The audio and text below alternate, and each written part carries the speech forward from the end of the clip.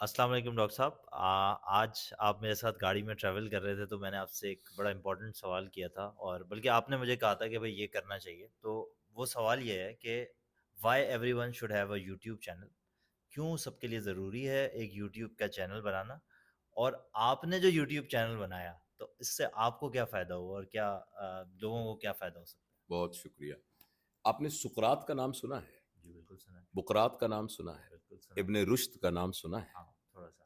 امام غزالی کا نام سنا بالکل سنا ہے؟ ابن خلدون کا نام سنا ہے؟ بالکل سنا آئنسٹائن کا نام سنا ہے؟ ایڈیسن کا نام سنا ہے؟ بالکل سنا. یہ سب لوگ اہم کیوں تھے؟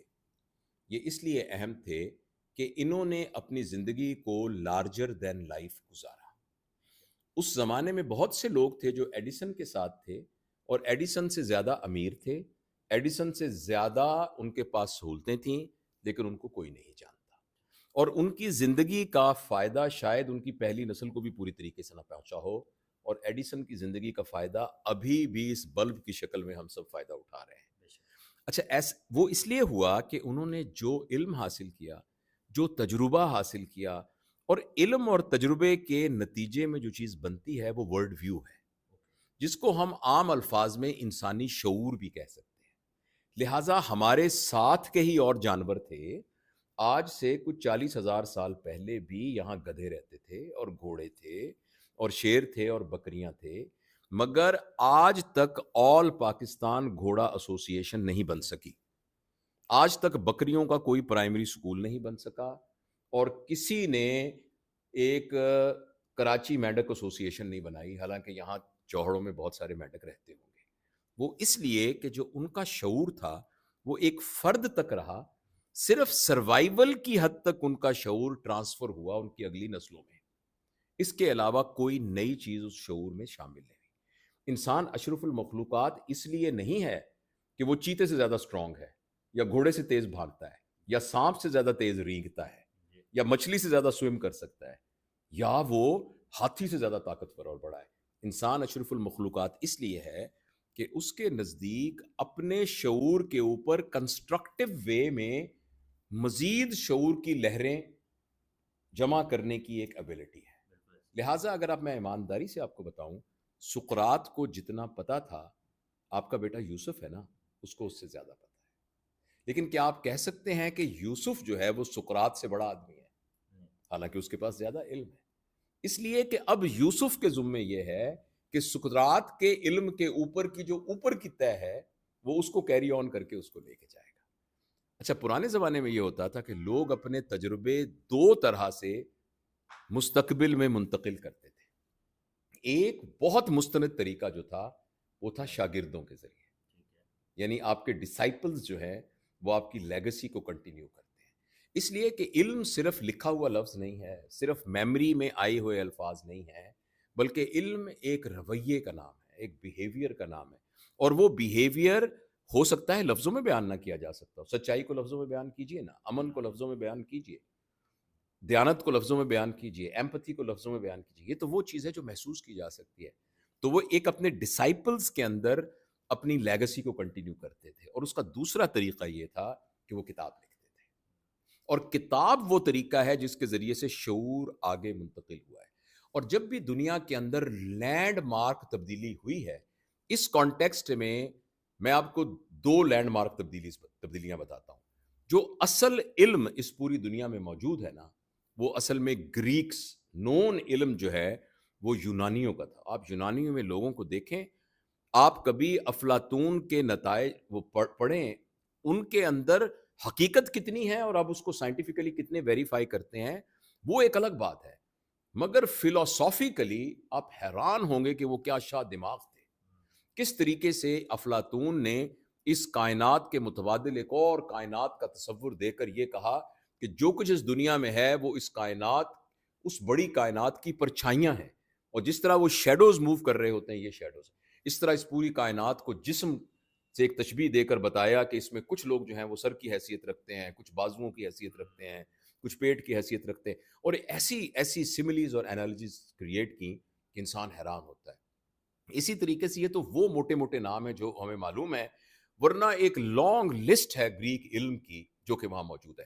اچھا، وہ جو علم تھا جب مسلمانوں کا ایک دور آیا نا ترقی کا، جو کہ اموی دور کے ختم ہونے کے بعد عباسی دور میں شروع ہوا اور وہ پھر 500-600 سال رہا، اس میں جو سب سے اہم کام کیا گیا وہ تھا دارالترجمہ، کہ جو چیز لیٹن گریک زبان میں کسی زبان میں آپ کو ملتی ہے اس کو ترجمہ کر دیجئے.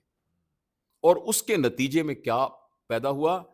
جابر بن حیان، قاسم الحضروی، البیرونی، بو علی سینا، عمر خیام، جابر بن نہیان، اتنے لوگ پیدا ہوئے. کون سا علم ہے جس کی بنیاد صرف اس وجہ سے نہ ہو سکی، اس وجہ سے ہوئی کہ جتنی کتابیں تھیں وہ موجود تھیں اور کتابوں کا ترجمہ کیا گیا، اور پھر ان کو لیبارٹری میں ایکسپیریمنٹ کیا گیا.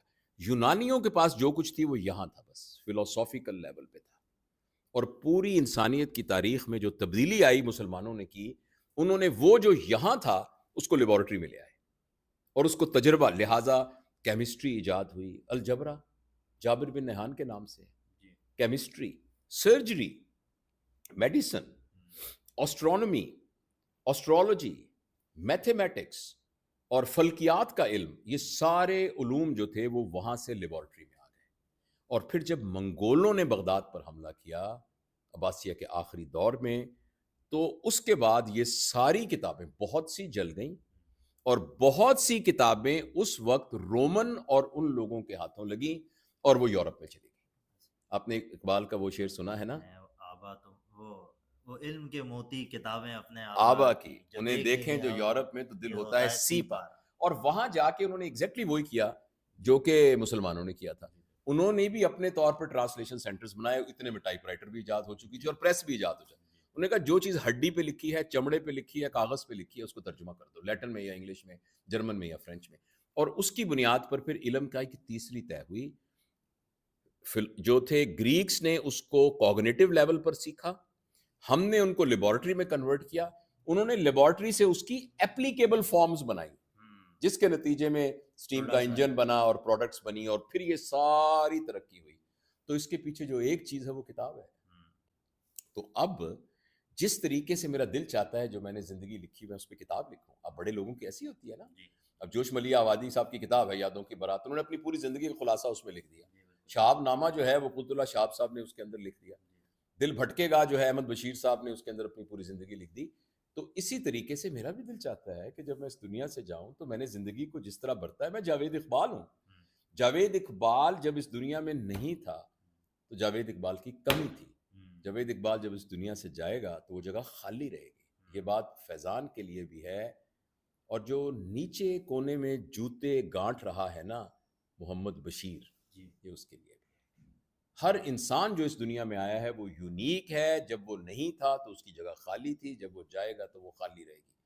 تو میری کتنی بدقسمتی ہوگی کہ وہ زندگی جو یونیک میری زندگی ہے جو میں نے برتی ہے، میں جاتا ہوا دنیا کو بتا کے نہ جاؤں، ڈاکیومنٹ نہیں کیا. تو لہٰذا آپ کتاب لکھیے. کتاب لکھنے کا تردد نہیں کر سکتے تو آپ یوٹیوب کا چینل بنائیے، اور یوٹیوب کے چینل پہ آپ اپنی پوری زندگی کو بتائیے. ہو سکتا ہے کہ آپ کی کہی ہوئی بات دوسرے کے لیے فائدہ مند ہو سکتا ہے آپ کا ہنر سکھایا ہوا ہنر کسی کے کام آ جائے، ہو سکتا ہے آپ کے نظریے کے اندر جو بغاوت ہے وہ بغاوت کسی کے لیے کوئی مشعل راہ بن جائے. تو اس لیے میں تو یہ سمجھتا ہوں کہ ہر شخص کو اس ٹیکنالوجی سے فائدہ اٹھانا چاہیے، ہر شخص کو ایک یوٹیوب کا چینل بنانا چاہیے. ہاں البتہ بعض اوقات یاد ہے جب ہم چھوٹے ہوتے تھے تو لوگ بابا چیک کرتے تھے کہ یہ کوئی واہیات کتابیں تو نہیں پڑھتا، تو ایون کتابوں میں بھی کچھ واہیات کتابیں ہوا کرتی تھیں. اسی طریقے سے یوٹیوب چینل میں بھی کچھ واہیاتیاں ہو سکتی ہیں. تو کچھ اس کا چونکہ ایک ضمنی فائدہ پیسوں کا آنا بھی ہے، تو کچھ لوگوں کے لیے وہ ہی ایک مقصد بن جاتا ہے، تو میں اس کا ذکر نہیں کرتا، کیونکہ وقت کے ساتھ آہستہ آہستہ جو جعلی چیزیں ہوتی ہیں وہ کٹ جاتی ہیں. ہمیں اس کے بارے میں پریشان بھی نہیں ہونا چاہیے. لیکن میں اس بات کو بہت شدت سے کہتا ہوں کہ ہم میں سے ہر شخص، ایک خاتون جو گھر میں ہاؤس وائف ہے، وہ اپنی زندگی کے تجربات کو ایک یوٹیوب کے چینل پہ شیئر کرے. ایک خاتون جس کے بارے میں مشہور ہے کہ وہ بہت اچھا کھانا بناتی ہے، وہ اپنا کھانے بنانے کا سارا تجربہ یوٹیوب پہ کیوں نہیں ڈالتی؟ اگر میں سرجن ہوں اور میں آپریشن کرتا ہوں، اس دوران مجھے کیا کیا تجربات ہوئے ہیں، میں لوگوں کو بتائے بغیر چلا جاؤں؟ یہ کہاں کی بات ہے؟ اور مجھے جانا ہے، مجھے یہاں نہیں رکنا، تو جانے سے پہلے میں اپنا کچھ نقش تو چھوڑ کے جاؤں. دیکھیں یہ میں آخری بات کرنے لگا ہوں، یہ پوری کائنات ایک بہت بڑا کینوس ہے. اس کینوس پر اللہ تعالیٰ نے کچھ ایسے لوگ بھیجے جنہوں نے یہاں خوبصورت تصویریں بنائی. ان میں سے ایک مصور حضرت محمد صلی اللہ علیہ وآلہ وسلم تھے. انہوں نے آ کے اس دنیا کائنات کے کینوس پہ نہ ختم ہونے والی ایک تصویر بنائی. حضرت عیسیٰ نے اپنے کچھ نقش بنائے، حضرت موسیٰ نے بنائے، ایڈیسن نے بنائے، آئنسٹائن نے بنائے، ہر ایک نے اپنے، عبدالستار ایدھی صاحب نے بنائے، امجد ثاقب صاحب بنا رہے ہیں، ادیب الحسن رضوی صاحب بنا رہے ہیں، دنیا میں رہنے والے اور لوگ بنا رہے ہیں.